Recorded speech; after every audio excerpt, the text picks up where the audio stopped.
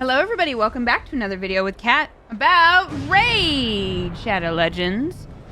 Today we're sending out a PSA to everybody to do not open your Void Shards today. I'm going to go into a little more detail on why that is. The Throat Ripper Doggo Fusion is well underway as of this week. And if you are gunning for it like I am, I'm going to explain to you why you do not want to open your Void Shards today, why you want to save them for later in the fusion.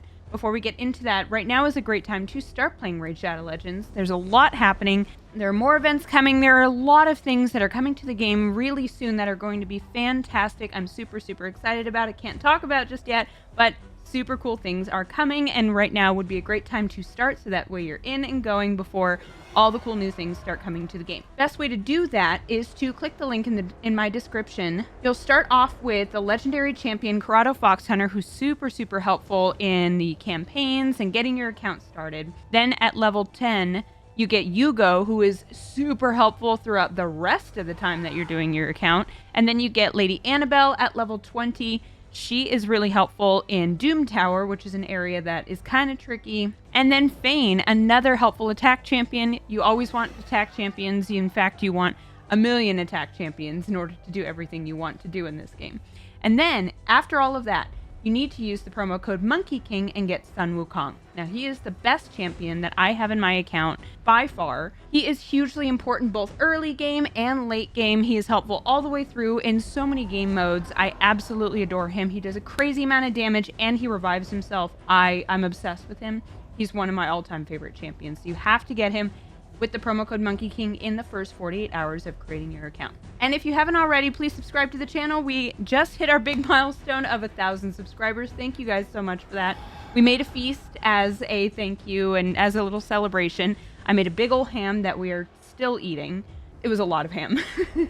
But thank you guys for being a part of this. And if you want to join in with our little community, you are welcome to do so by hitting that subscribe button. When it comes to shard openings, the best way to go about it is to do so when there are double drops. Right now we have a bunch of progressive chances, which just means, you know, as you get more legendary champions, there's a higher likelihood you'll get a specific one that you choose. And that's fine, but best way to do it is when you have a double the chance of epic and legendary champions to be released. Void Shards in particular, it's about 8% chance or a point or a 0.5% chance. So best way to do this is when they do the double drops, which means there's a 16% chance of an epic and 1% chance of a legendary. So the community is predicting that there will be one of these. We know it's not coming up today because they would have announced it by now, but the community is predicting that one will be happening later on in the event. So right now I have the event calendar up here. So the way it's set up, it looks like right now we're coming into the Summon Rush that is coming out today. There's also a Champion Chase tournament, which will be starting a week from today on Friday, August 8th. So the prediction in the community is that the double chance of Void Shards, the double drops on Void Shards, is going to be happening somewhere in here later on in the rest of the fusion. So I am going to be saving all of my Void Shards for that event, just because there's a prediction going on, and even if it's wrong, okay, then I have a bunch of Void Shards to take me through the rest of the event. I want to make a note that this is nothing is happening for sure, but it's still predicted in the community. People who know this game really well, people who have played this game for a lot longer than I have said this. So my plan is to just save those just in case, and then I will open them all a week from now, because there is that later Champion Chase event that's going on, so might as well just save it for that,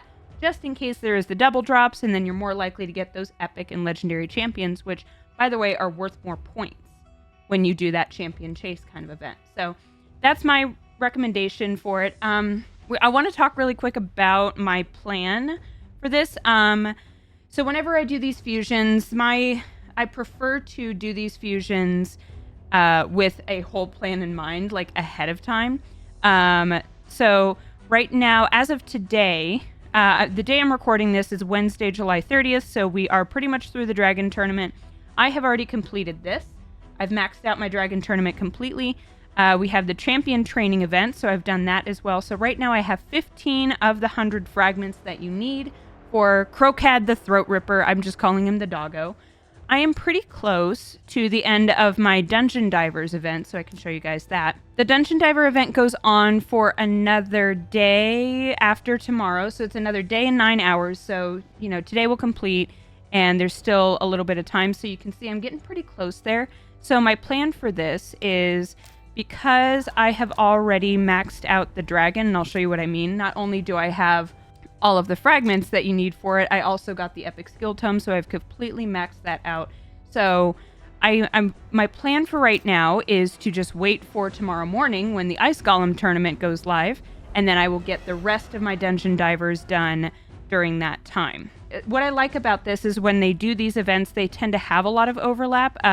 So the Dragon Tournament started Monday, same time as the Champion Training, but the Dungeon Diver didn't really start until Tuesday, so I basically I ran through a little bit of energy doing the Dragon Tournament, but I basically started going hard on it the day that Dungeon Divers went live, so that way I could be maximizing my points, getting enough points for the Dragon Tournament, while also getting points for the Dungeon Divers. And that also works really well with the Champion Training Tournament, because I tend to train my champions on the Campaign Brutal 12-3, which means that I'm getting all those shields, and because I'm running through it so quickly, I compound a lot of shields, and it actually does a decent amount of points for my Dungeon Diver event. So that's just the way I'm thinking with it right now.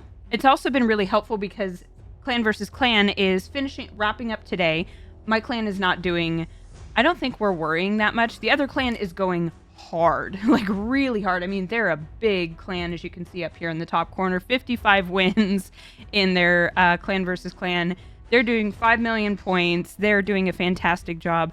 We're doing 3 million. We're okay, but I don't think we're worrying about this much. I'm just doing everything that I can. I know it's personal rewards, but I'm not worrying about it this time. I got personal rewards once. It was enough bragging rights. I'm good now. So I'm basically putting all of my energy just into the fusion events that are going on. Sometime soon you'll see a video coming for the Summon Rush that is beginning today as I post this video. I have a lot of other shards that I can work with. I have a ridiculous amount of ancient shards, a lot of sacred shards that I have sitting there thanks to Clan Boss. And I'm looking forward to seeing what champions I get there. And then, nice thing is, another champion training tournament starts on Sunday after all of this. So that means if I get some really, really hunky champions from the Summon Rush, then I'll be able to put everything else into that champion training tournament here. There's a couple instances, champion chase tournament and champion training tournament, where those extra 20 fragments that you could use if you need that buffer, if you're going to miss some other things in the future, it'll be really helpful if you can get on the leaderboards. Now, I hate leaderboard events, so I'm not banking on this. So I was thinking I didn't want to bother with those leaderboards. Those are too unpredictable. I'm not in a good time zone for that. I'm in the Pacific time zone. So by the time those events end, I could get sniped by somebody, you know, on the East Coast or on the Eastern Seaboard, like other side of the world. They can come in and snipe me because I'm asleep, because it's midnight or 1 a.m. and I'm sleepy. So what I do is I basically, all of these places where they have the stars are places that I'm aiming to get these little fragment pieces. I've got the Dragon Tournament and the Champion Training Tournament. And you'll see that it says 10, but it's really broken up into chunks of 5, kind of spread out throughout the event board. So I'll show you what I mean by that. So see, the first one was 5 down here, and then it was 5 down here. So it doesn't mean that you get 10 all in one shot. It just means that you get 10 total from the entire event. So that's something to keep in mind. It'll probably be the same thing with the Summon Rush down here, probably in 3 chunks of 5. So we'll be spending a lot of shards on that day. The only other thing, my little hack that I've saved for this event, is that here in the fragment summon, so you can see my doggo is down here somewhere. Yeah, there he is with his 15 pieces so far. This was from the Titus Black Plume fusion. So I'm considering summoning him, but I definitely have saved my Archmage helmet, whose fragments you get through Doom Tower. I got him. I am saving him for the Champion Chase tournament that happens next week, because the Champion Chase tournament is more about the rarity of the champions that you get and less about what kind of shards you open. The summon events are a little bit more about which shards you use, and just you have to open a ridiculous amount of shards.